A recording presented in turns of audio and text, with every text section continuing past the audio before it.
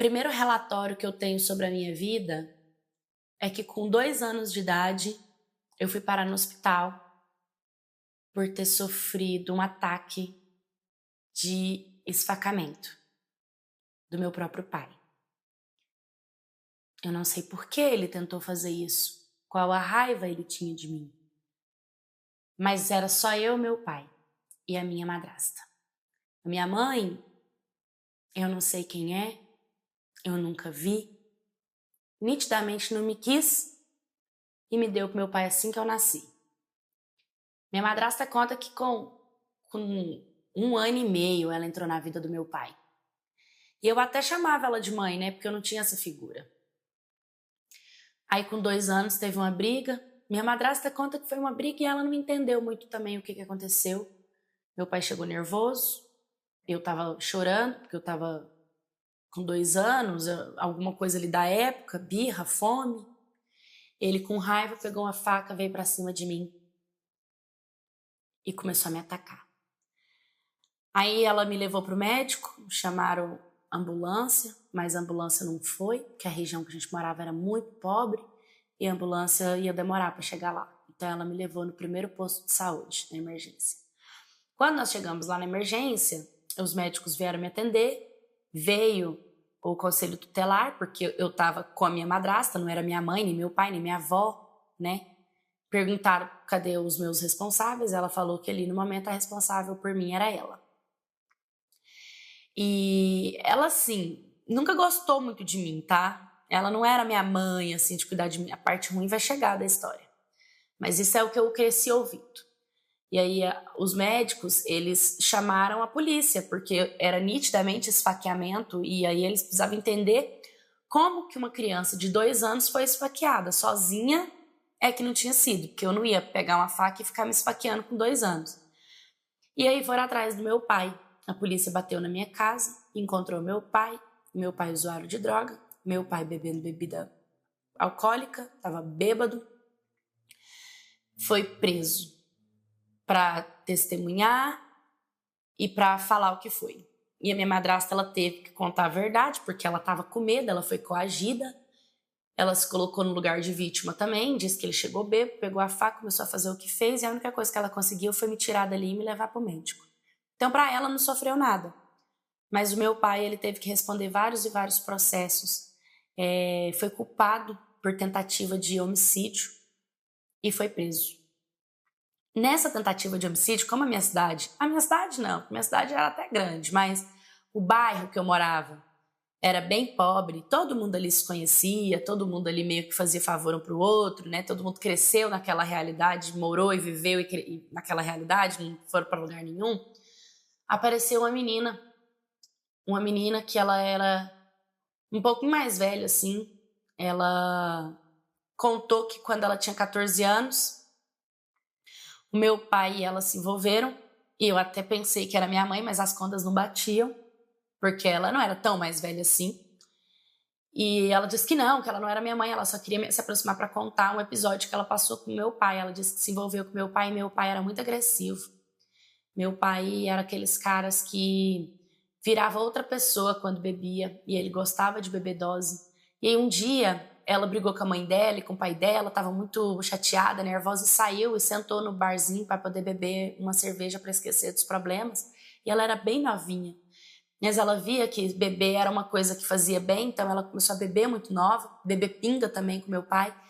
E teve um dia que ela quase se suicidou, porque ela conta que eles estavam bêbados e ela começou a reclamar da vida, e ele começou a falar para ela que ela tinha que tirar a própria vida dela, que ela tinha que sair dessa vida, que era melhor ela não ter nascido, e que ela pensa que foi exatamente por isso que ele tentou me matar quando eu tinha 2 anos, porque na cabeça dela ele não queria que eu sofresse a desgraça da realidade que a gente vivia. Então ele tentou fazer isso comigo, só que ela deduziu isso. Ela falou que deduziu isso porque quando ela tinha 14 anos, que ela foi reclamar da vida dele, ele falou isso. Ela falou que criança nenhuma tinha que nascer naquele lugar, que era melhor a gente se matar, porque a gente não ia conseguir vencer na vida, que a gente ia acabar virando piranha de esquina, né? Que ia ter que dar para poder conseguir colocar comida em casa, que ia acabar engravidando de homem vagabundo, e que a gente nunca ia conseguir um emprego decente, porque a gente não tinha estudo, que não tinha condição de pagar estudo. E aí ela, nesse chororô todo, contou que eles foram fumar pedra no andar de cima de um prédio. E ela com 14 anos, ela nunca tinha usado. E ela conta que naquele dia, além dela estar muito bêbada porque bebeu dose, ela usou essa substância que foi muito louco para ela. E ela ficou viciada quase que uns 2 anos e os pais dela internaram ela. Então ela só conseguiu sair dessa vida depois disso. Só que aí vocês pensam comigo, ela tinha só 14 anos e o meu pai já tinha 20. Ela disse que meu pai tentou fazer nada com ela, que realmente era como se fossem amigos. Só que em cima daquele prédio, o meu pai chegou a levar ela na beiradinha do prédio e encorajar ela a pular. Encorajar ela a tirar a vida dela. E ele falou, você tá sob substância, você não vai sentir dor. E quando ela viu o que ela ia fazer, porque o efeito do crack parece que ele não dura muito tempo, que ela viu que ela estava na beirada e que ela estava tentando se matar, que ela olhou para ele e saiu correndo, porque ela ficou com medo. E quando ela voltou para casa, ela voltou com aquela sensação de que, tipo, foi ruim, mas foi bom. Foi quase que eu me tiro a minha vida, mas eu senti um alívio por muito tempo. E isso fez tão mal para a cabecinha dela que ela não conseguia mais nem deixar de beber e nem deixar de usar drogas pesadas. E dali ela foi para cocaína e assim, nosso bairro é totalmente propício para comprar, né? A gente encontra em várias esquinas, tem bocas, então não era uma coisa difícil, sabe? E aí foi quando os pais dela decidiram internar ela. E quando ela foi internar, que ela teve que explicar a situação dela pro médico, o médico quis ir atrás do meu pai, porque foi deduzido que o meu pai era o maior incentivador dela de ter entrado pro mundo das drogas. Ele que ofereceu o crack, ele que comprou a bebida alcoólica no bar para ela e pagou. E aí a polícia foi atrás do meu pai nessa época. Entendeu? Então, foi muito bagunçado. E ela acredita, e ela ficou internada também. Ela ficou internada quase 3 anos para ela sair limpa, né? Desse lugar, sem droga, sem nada. E ela ficou muito impactada quando ela descobriu que o meu pai tinha feito o que fez comigo. E quando ela voltou na época, ela disse que parecia muito a época que eu era pequena. E ela começou a se sentir culpada, pensando que o fato dela ter exposto para o psiquiatra as tentativas dela, né, o encontro dela com a droga, ter o meu pai e o médico ir atrás, pedir para a polícia ir atrás do meu pai, fazer os meus pais fazerem um boletim de ocorrência contra o meu pai e tudo aquilo que aconteceu foi um gatilho para o meu pai ter bebido, chegado nervoso em casa e tentado fazer o que fez comigo, sabe? Mas isso não é 100% certo, porque tem algumas coisas perdidas na história que eu não sei onde que foi parar, né? Mas a minha madrasta nunca quis falar sobre isso comigo. Porque desde que eu sou pequena, meu pai foi preso, eu cresci com essa mulher. Por mais que ela vivia na casa que meu pai tinha, um barraco, caindo nos pedaços, não era grande coisa, ela era muito mal comigo. Eu lembro de muito tapa que ela me dava na boca, eu lembro do sangue escorrendo na minha boca, eu lembro dos gritos. Eu lembro que ela fazia uma coisa que doía muito em mim, que quando ela estava nervosa, ela acendia o cigarro para fumar, mas parece que ela só se acalmava quando ela apagava o cigarro, sabe? No meu braço. E eu era criança e aquilo me doía muito, e ela falava que aquilo ia me fazer mais forte, sabe? Que aquilo ia fazer melhor para mim. Então, ela foi muito dura comigo, ela me arrastava pelos cabelos, ela batia na minha cara, ela quebrava cabo de vassoura nas minhas costas, ela me trancava dentro de casa, ela fez muita maldade comigo. Aí quando eu cresci, ali pelos meus 10 anos, pra mim aquilo era normal. Quem não conhece o amor não sabe o que é ele, né? Então eu nunca tive amor, nunca tive amizades assim, sempre fui menina muito sozinha, nunca tive irmãos, nunca tive mãe. Meu pai, que era a única pessoa que eu tinha, a história que eu carrego dele é que ele tentou me matar com 2 anos, eu fui criada por uma estranha. Provavelmente era uma infeliz do caralho, uma infeliz que se odiava. uma infeliz que não tinha nada na vida, não construiu nada na vida, que talvez também sofreu muito quando era criança, que descontava todas as dores dela em mim. Uma das partes boas é que, como ela apagava o cigarro em mim, eu odeio cigarro. Como meu pai era um drogado, alcoólatra, eu odeio as drogas. Tipo um efeito reverso, sabe? E aí, foi quando eu decidi sair de casa um dia, fugir. Ela bebeu muito, tava chapada, tava gritando pra eu fazer janta, porque assim, com 7, 8 anos, eu cozinhava feijão, lavava vasilha, batia roupa. E eu falo bater porque a gente não tinha máquina, né? Nem tanquinho, era tanque mesmo. Então a gente tinha que bater a roupa no tanque, sabe? Pra roupa bater. Então eu batia a roupa, eu limpava a casa. E ainda assim, eu só ouvia que eu ia ser rodada, que eu não ia prestar, que eu era vagabunda, palavras de baixo calão, sabe? E aí um dia eu decidi fugir, com 10 anos, porque além de eu sofrer o que eu sofri, eu me sentia mal, só que eu não tive coragem, porque eu não tinha pra onde ir. Aí com 13 anos, eu tive a notícia de que o meu pai foi morto dentro da cadeia. Mataram ele. O que ele aprontou lá dentro eu não sei, eu acho que eu nunca vou saber, porque ir lá também saber eu nunca quis. Minha madrasta já não ia lá. A gente tinha notícia quando ele tentava entrar em contato, mas nitidamente ela não queria contato mais, então ela quebrava chip, ela quebrava tudo que tinha que pudesse chegar ele perto. E ela sempre falava assim, é melhor a gente manter ele longe, porque você viu o que ele tentou fazer com você. Ele tentou te matar. Então eu cresci ouvindo isso, sabe? Eu cresci que toda notícia que vinha do meu pai, toda vez, porque sim, mesmo ele tentando fazer o que ele tentou fazer comigo, eu ainda tinha aquela coisa de querer saber por quê, quem ele era, como ele era, o que ele fazia, como ele falava, sabe? Eu queria que ele me visse depois de grande, ver que ele não conseguiu tirar minha vida. Mas isso, não sei se era a necessidade de ser aprovada, de ter amor dele, sabe? E ela sempre falava, larga de ser burra, sua idiota, o cara tentou te matar, esse cara é um vagabundo que não presta. Eu que tive que perder meu tempo indo lá em delegacia, no hospital, cuidando de menino que nem era filho meu, que até hoje eu carrego isso pra mim. Então eu sentia que eu era um peso pra ela muito grande, né? Então quando meu pai morreu com 13 anos, era como se o que me prendia a ela era ele. Era como se eu sentisse que eu não precisava mais fazer parte daquilo, e eu já estava com 13 anos, já estava entendendo um pouco mais sobre a vida, dentro do que eu entendia que era a vida, então eu saí. Eu lembro que eu atravessei uma rodovia muito, muito grande e quase fui atropelada por um caminhão, porque eu estava em êxtase, assim, eu estava fora de mim, e eu lembro só do caminhão pé, buzinando, e ele freou em cima de mim, a carroceria do caminhão foi de lado, assim, sabe? E eu me joguei na grama, e assim, por um segundo todo o trânsito parou, toda a rodovia parou, tudo parou, sabe? E o cara desceu xingando, falando que eu era louca, o que eu tava fazendo, que eu não podia fazer aquilo, e eu saí correndo, eu não olhava para trás, eu tinha um medo de olhar para trás tão grande, tão grande. E aí eu fui correndo, e ali foi a primeira vez que eu dormi na rua. Eu tentei encontrar uma família que morava na rua também, e essas pessoas são muito fechadas, né? Todo mundo passa fome.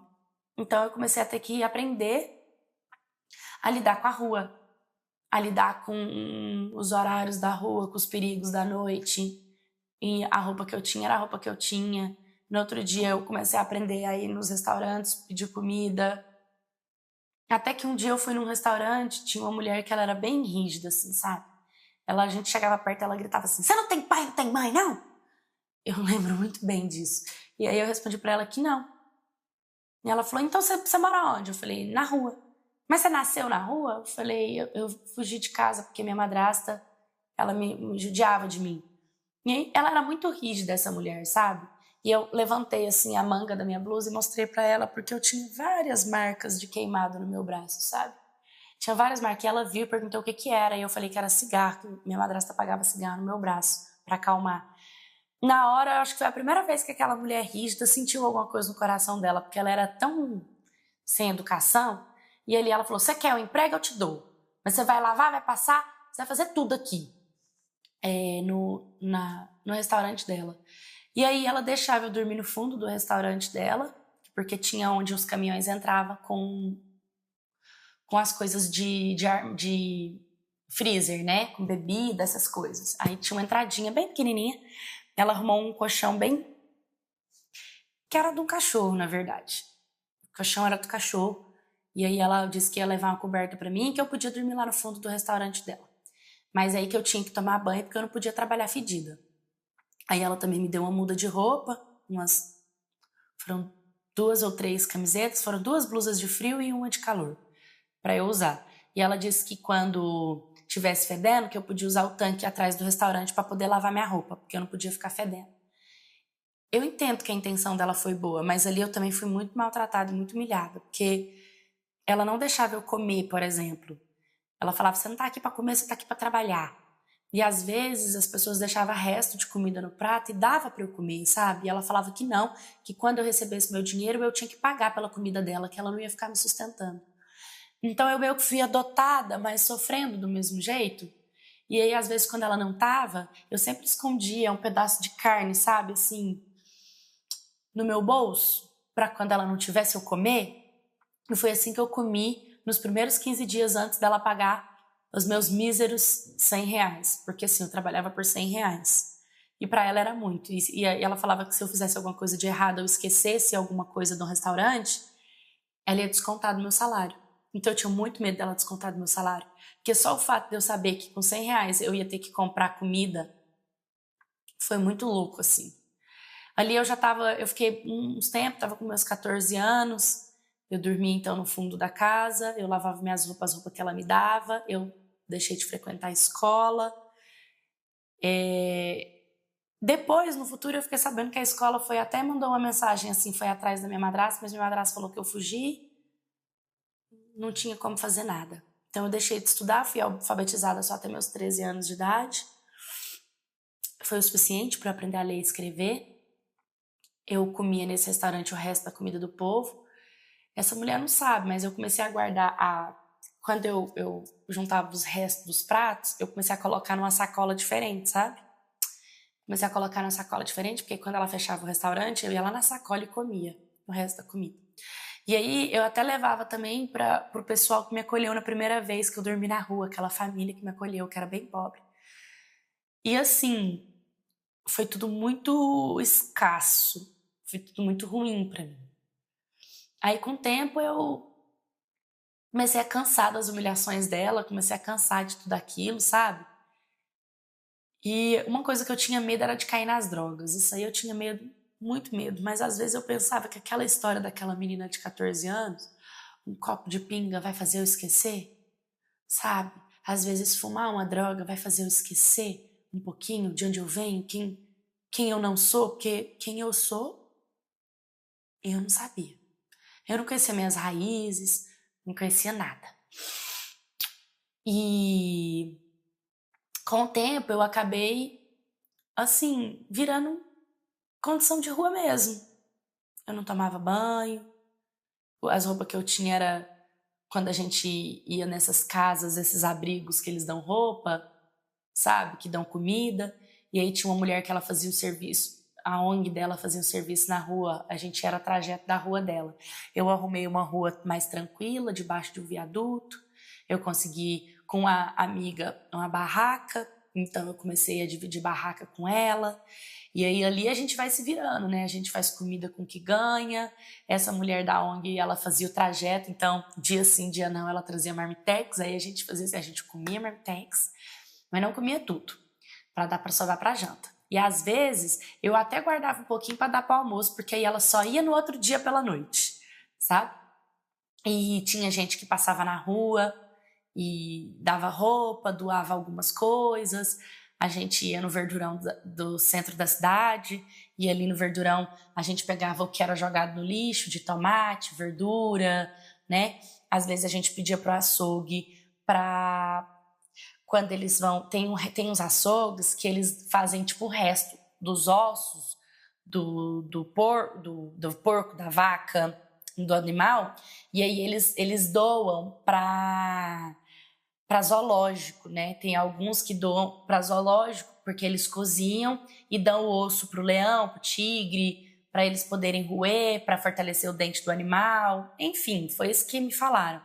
E aí eu perguntei para um menino, que ele era mais novo, sabe?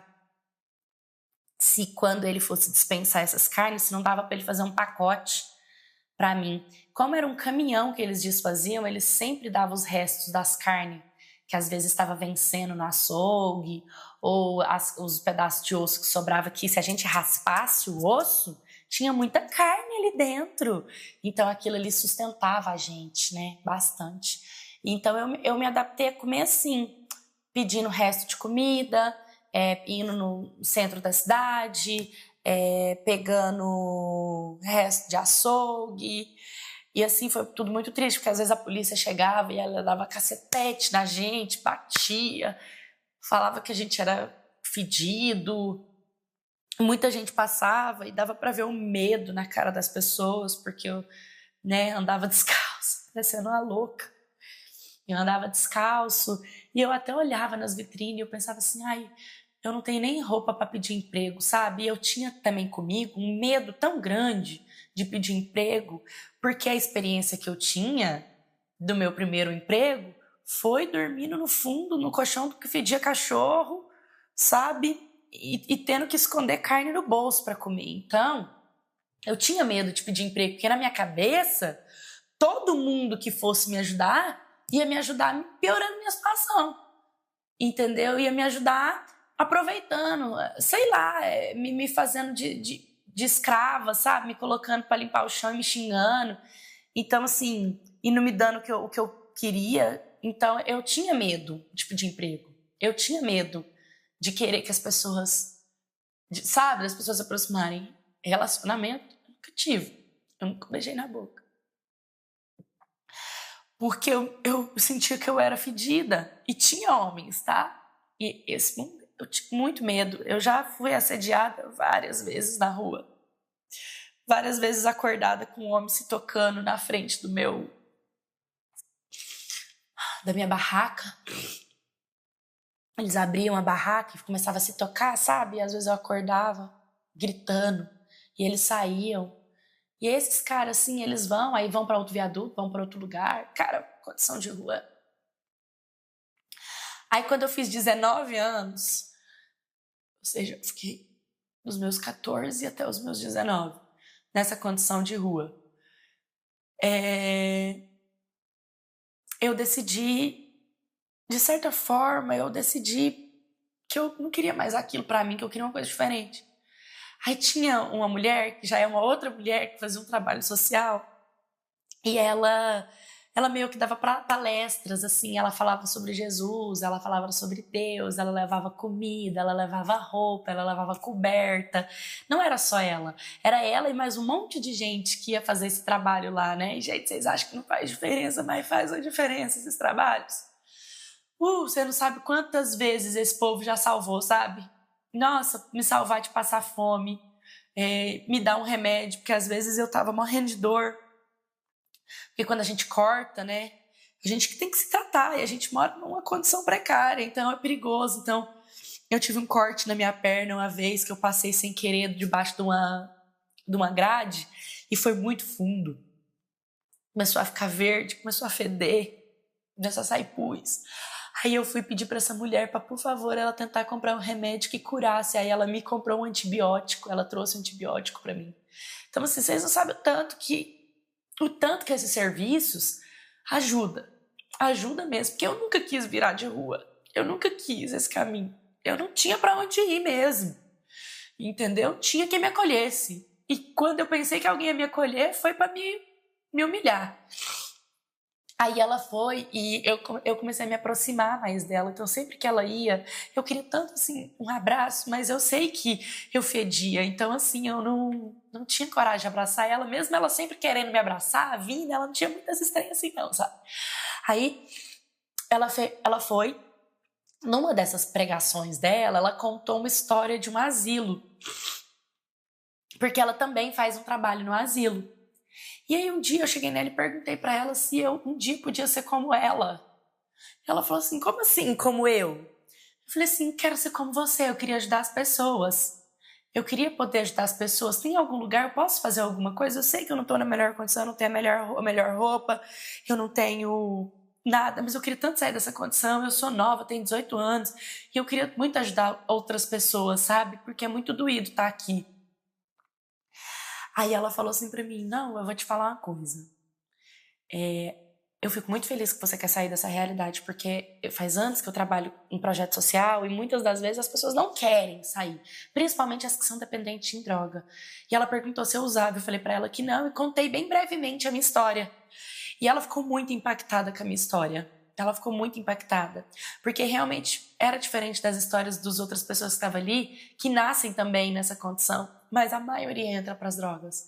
E esse é o problema. É que quando você vira condição de rua, você entra para as drogas, você parece que se casa.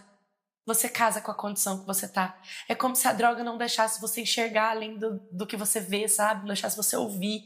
E eu não estava dentro dessa condição. E o trabalho social dela era exatamente tentar tirar as drogas, para poder mostrar que existia um outro mundo para as pessoas. Ela sempre tentava pregar isso, mas eu nunca tive coragem de contar, de pedir ajuda, sabe? Eu nunca tive coragem. E ela falou, menina, eu acompanho vocês há tantos anos, como você nunca me contou isso? Eu não estava pronta.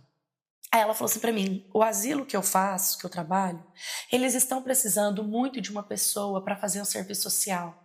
Lá você vai repartir quarto com algumas meninas, se não me engano eram 4 meninas. E aí você tem um quarto, tem uma cama, tem um banheiro, eles dão a comida porque tem ajuda governamental. E aí você pode trabalhar nesse asilo e morar nesse asilo, só que você não pode voltar para cá, para essa condição, você tem que se responsabilizar com o asilo. E na hora eu lembro que eu chorei muito, falei assim, mas aí eu vou ter uma cama? Aí ela falou assim, sim, óbvio. Falei, uma cama mesmo, com um colchão novo? Ela é novo, não sei se tá, né, mas sim, é limpinho, organizado, o asilo é bem grande, você quer ir lá conhecer comigo? Aí eu falei assim, nossa, mas eu não tenho nem sapato para usar nesse asilo, não tenho nem roupa.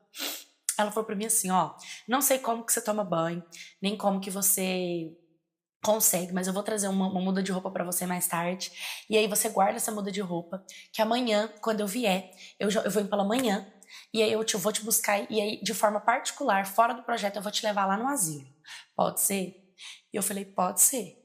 E menina, esse dia foi um dia muito feliz, eu lembro que assim, como a gente acha no lixo alguns restos de algumas coisas, eu guardava shampoo, condicionador, essas coisas que a gente vai juntando de lixo, porque a gente acaba mexendo no lixo para conseguir alguns produtos, ou gente que passa do ano, eu nunca tive coragem de usar, porque na minha cabeça eu ia ter uma oportunidade para usar, porque não fazia sentido, porque eu tinha medo, eu já era assediada, sendo fedida, né? Morando debaixo de um viaduto. Então, na minha cabeça, se eu usasse um creme de corpo que fosse cheiroso, era pedir para ser estuprada, sabe? Então, assim, eu guardava e eu escondia numa fronha de um travesseiro, que eu tinha muito medo de ser roubada também, porque acaba que um pega do outro, sabe? Eu guardava isso numa fronha de um travesseiro para a oportunidade certa. E eu falei, é hoje. Essa oportunidade certa. Eu bem caladinho, eu não contei para ninguém, porque querendo ou não, quando você tá dentro dessa condição, é pouca pessoa que quer ver você saindo dela, porque é como se, para eles, é confortável ter pessoas como eles, sabe? Eu não compartilhei nem com a minha melhor amiga, porque ela estava entrando pro mundo das drogas, eu tentava tirar ela e a gente acabava brigando, então a gente estava nesse momento de impasse. Eu não queria mais estar com ela porque ela estava sempre sob efeito de substância, então não era o que eu queria para mim. Aí esse dia eu lembro que eu fui num chafariz, porque tinha um chafariz no centro da cidade, né? E de vez em quando eu tomava banho nesse chafariz. E aí eu fui e eu tentei tomar um banho, peguei um balde e eu levei o balde com os produtos dentro e enfiei um monte de coisa dentro, falei que ia catar latinha. Aí quando eu cheguei no centro da cidade, eu comecei a jogar água no meu corpo e a me lavar e a me trocar e pus a roupa. Gente, por incrível que pareça, era uma roupa velha, uma roupa feia, uma roupa rasgada, uma roupa suja, que tava fedendo também, mas pra mim era a mais limpa que eu tinha, né? E fiquei prontinha esperando a moça vir me buscar. Aí quando ela chegou, eu acho que foi a primeira vez que eu entrei dentro de um carro na minha vida. Na minha vida parece bobo, mas pra mim foi tipo... Sabe quando você entra no carro e fica assim? Eu ficava assim. E aí ela me perguntou, ela falou assim, você nunca entrou no carro, não? Eu falei, nunca. E a gente foi conversando, e ela era muito maravilhosa, ela falava muito sobre Deus transformar a vida das pessoas, sobre Deus pegar os humilhados seriam exaltados. Ela falou várias coisas assim, sabe? Arrepio de lembrar dela. Ela já era a mais velha, tá, gente? Ela era bem mais velha. Aí quando a gente chegou no asilo, era um lugar do outro lado da cidade, porque eu lembro que ela falou assim, vai ser quase uma viagem, porque eram uns 30 minutos, e como a cidade, assim, ela não era grande, mas ela também não era pequenininha, então 30 minutos era bastante, era do outro lado. Quando nós chegamos lá, o asilo era muito bonito. Era bonito, tinha um jardim gigante, o portão era de grade, aí tinha um jardim, era um casarão, assim, sabe? Parecia um castelinho, assim.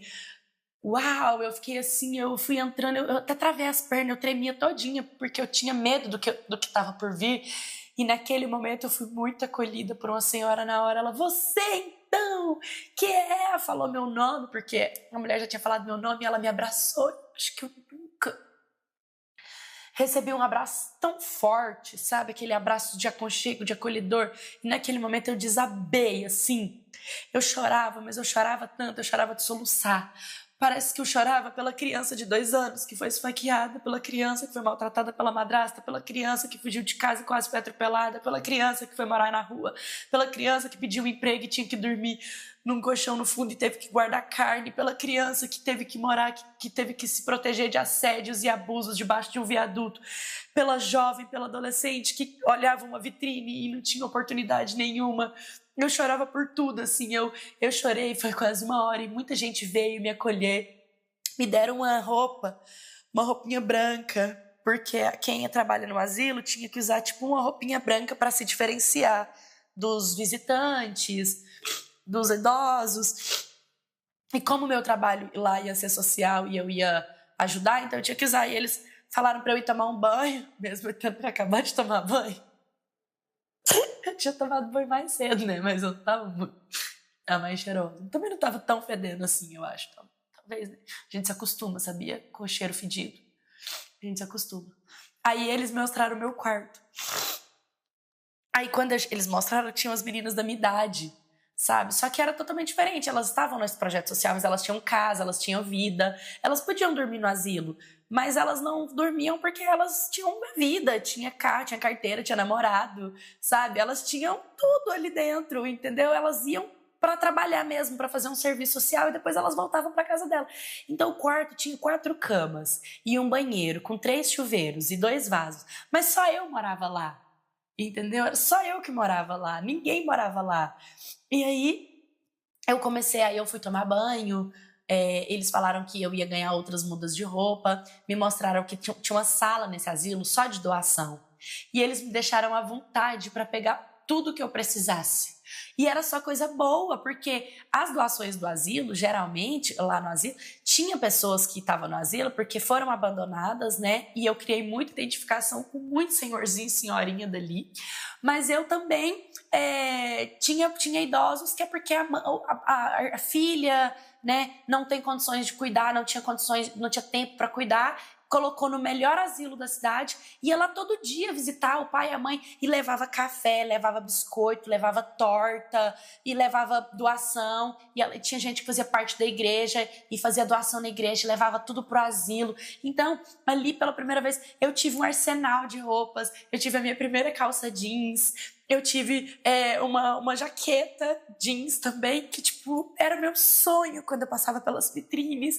Eu tive meu primeiro perfume, era tantas coisinhas assim. Eu tive minhas primeiras maquiagens, sabe? Batom, foram tantas coisas. E aí eu ganhei uma bolsinha pra guardar minhas coisas. E as meninas vinham do asilo, e as meninas que tinham a minha idade, que eram muito bem de vida, elas me davam assim.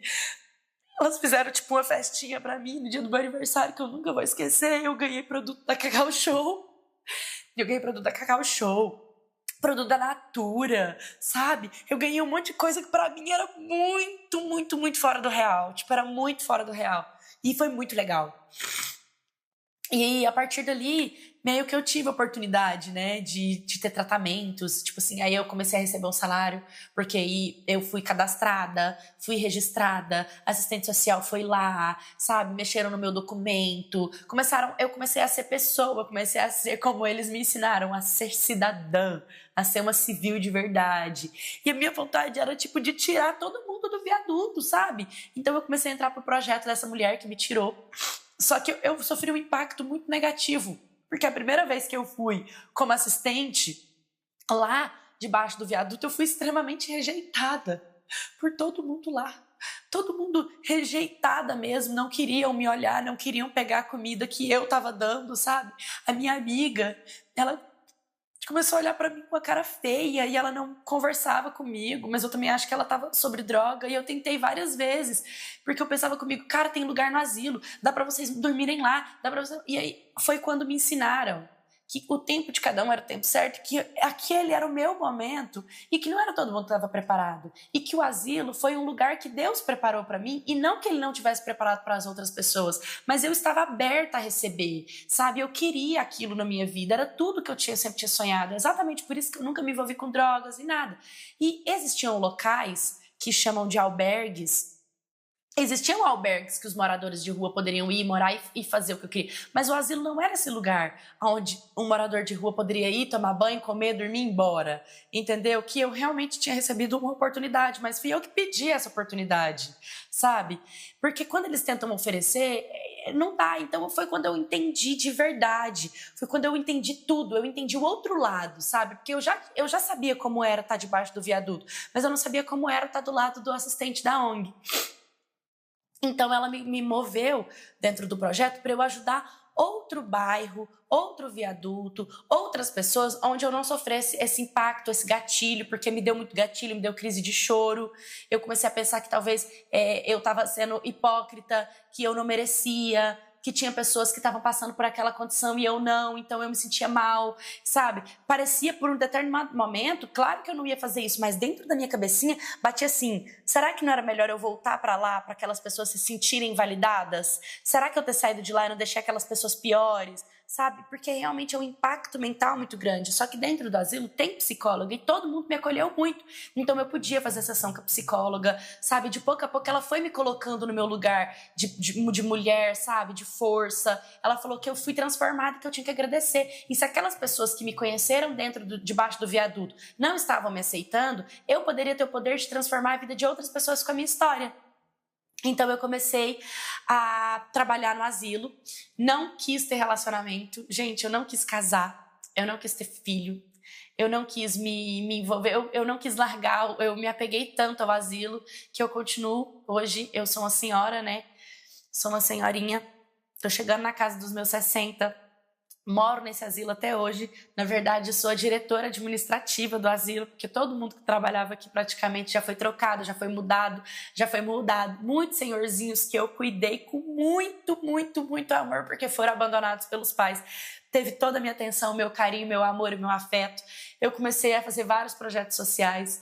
Hoje, a gente tem um galpão onde muitas pessoas fazem doações e a gente doa para as pessoas em estado de vulnerabilidade na rua.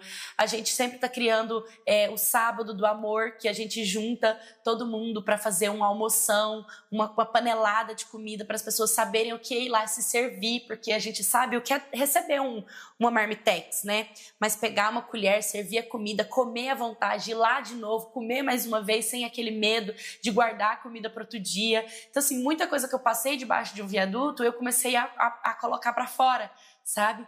E eu não quis dividir a minha atenção para nada na vida. Eu quis só servir, porque muitas pessoas me ajudaram durante esse período. Eu tenho memórias gigantescas, eu tenho amigas fiéis que sempre me apoiaram, que estão comigo no projeto, pessoas que têm condição financeira, sabe? Mas assim, eu sempre vivi dentro da minha simplicidade.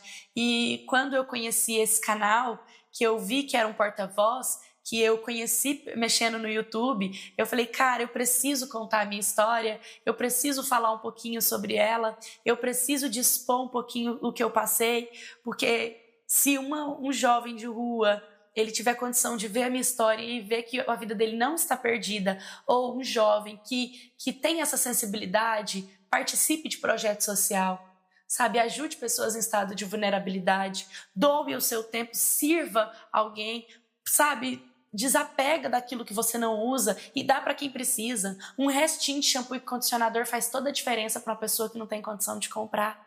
Então, sabe, dê valor a isso, procure um projeto próximo da sua casa e realmente faça diferença na vida de outras pessoas. Isso engrandece a nossa alma de um jeito muito grande. E eu agradeço imensamente de ter tido a oportunidade e esse espaço nesse canal para contar a minha história. Oi, Marquettes, tudo bem com vocês? Gente, estou extremamente sensibilizada com essa história.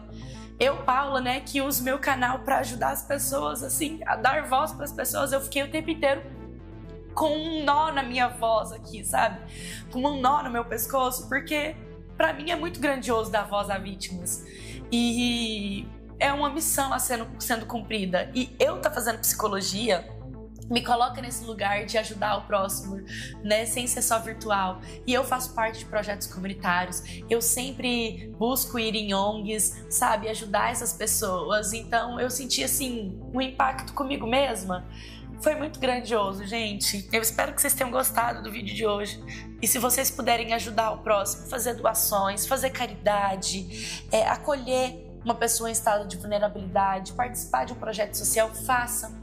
Isso é transformador, gente, é transformador e eu fico muito feliz que eu tô nesse caminho, sabe? Muito feliz. Só nesse ano de 2025 eu já fui em 3 projetos sociais. Então, assim, pra mim isso é muito engrandecedor e eu quero estar cada vez indo mais e mais e mais e ajudando mais e mais e mais.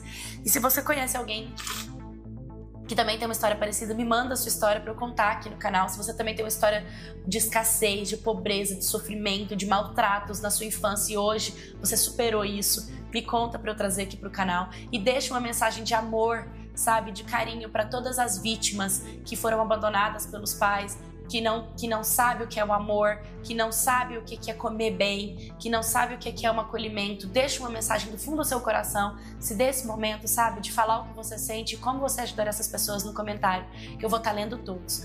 Curta, comenta, compartilha, um beijo e até o próximo vídeo.